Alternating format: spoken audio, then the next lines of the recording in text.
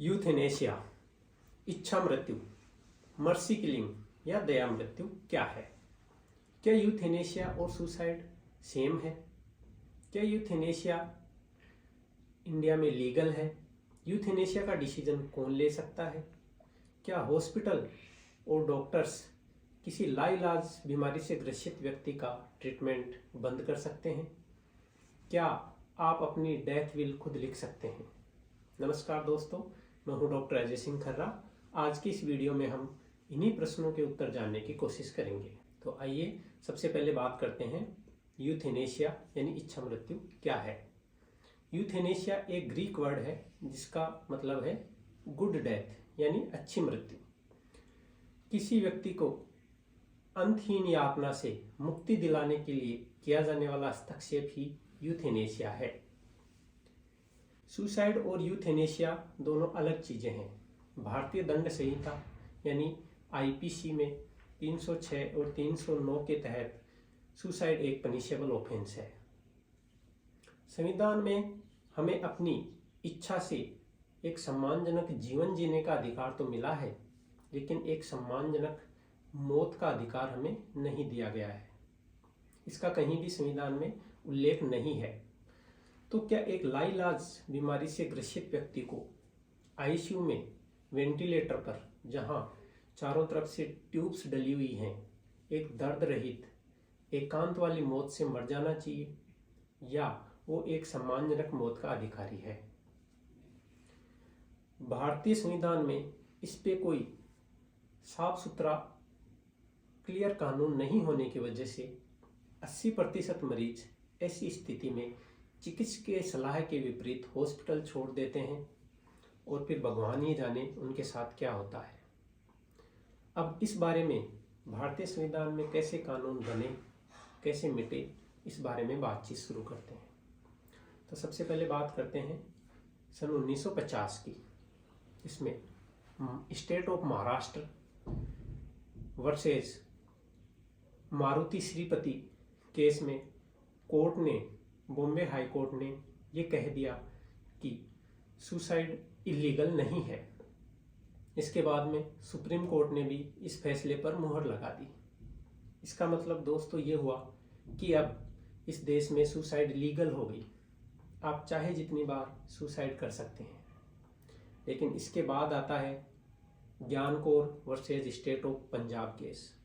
इस केस में Chandigarh high court ने एक बार फिर से सुसाइड को इलीगल या पनिशेबल ऑफेंस करार दे दिया और सुप्रीम कोर्ट ने भी इस डिसीजन को अपहोल्ड कर दिया। तो एक बार फिर से सुसाइड इंडिया में पनिशेबल ऑफेंस हो गया। अब आता है अरुणा सानबेग केस। आप सभी जानते होंगे कि अरुणा मुंबई के केईएम हॉस्पिटल में एक नर्स थी और सेक्सुअल असोल्ट के बाद में गला दबाकर उसकी हत्या करने की कोशिश हुई।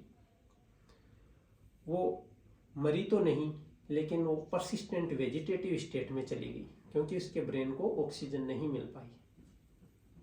बहुत सालों तक वो परसिस्टेंट वेजिटेटिव स्टेट में रही, यानी एक जिंदा लाश की तरह, जो न खुद से खा सकती है, पी सकती है, न हाथ पैर हिला सकती है, न बातचीत कर सकती है।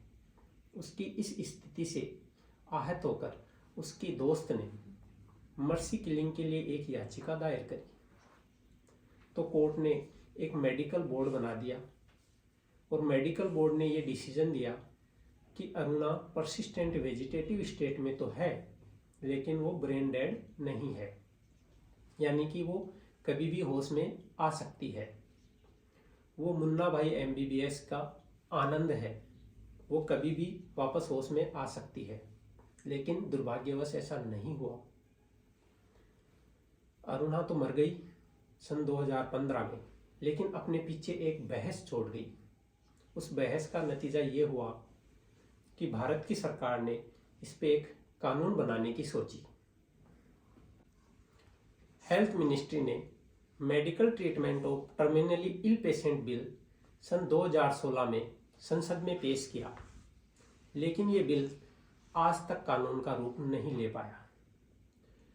ये कानून नहीं बन पाया तो सुप्रीम कोर्ट ने यूथेनेशिया के लिए गाइडलाइंस दे दी कि जब तक ये कानून नहीं बन जाता तब तक हॉस्पिटल और डॉक्टर्स को इस गाइडलाइन के अकॉर्डिंग काम करना है।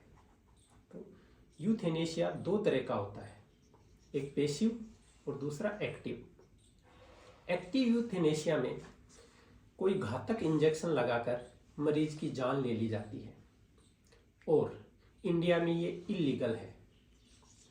पैसिव यूथेनेशिया इससे बिल्कुल अलग है।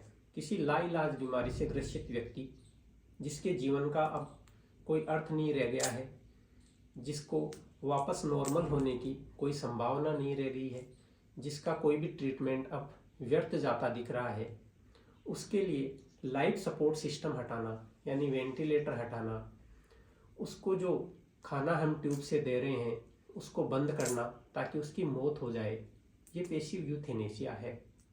तो पैसिव यूथेनेशिया को इंडिया में लीगल कर दिया गया है। सुप्रीम कोर्ट ने पैसिव यूथेनेशिया के लिए जो गाइडलाइंस दी हैं वो इस प्रकार है। अगर कोई व्यक्ति लाइलाज बीमारी से ग्रसित है और उसका आगे का इलाज व्यर्थ है, वो वापस अपनी नॉर्मल लाइफ में नहीं आ सकता, तो ट्रीटिंग फिजिशियन को अगर ऐसा लगता है कि इस पेशेंट को यूथेनेशिया दिया जाना चाहिए तो वो हॉस्पिटल प्रशासन को इसकी जानकारी देता है और हॉस्पिटल प्रशासन एक प्राइमरी मेडिकल बोर्ड का गठन करता है जिसमें ट्रीटिंग फिजिशियन के अलावा 2 विशेषज्ञ शामिल होते हैं जिनको कम से कम 5 साल का अनुभव होना चाहिए और उनको 48 घंटे के अंदर यूथेनेशिया का डिसीजन लेना होता है।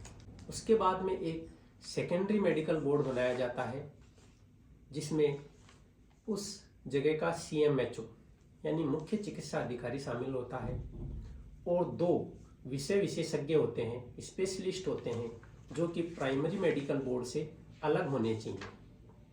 वो इसको रिव्यू करते हैं और 48 घंटे के अंदर अगर वो भी ये डिसाइड कर लेते हैं कि इस मरीज को यूथेनेशिया दिया जाना चाहिए, इसका लाइफ सपोर्ट सिस्टम हटा लेना चाहिए, ये डिसीजन जो है वो हॉस्पिटल प्रशासन जुडिशियल मजिस्ट्रेट को बता देता है और जुडिशियल मजिस्ट्रेट अपनी देख रेख में यूथेनेशिया सुनिश्चित करता है और उस मरीज का लाइफ सपोर्ट सिस्टम हटा लिया जाता है।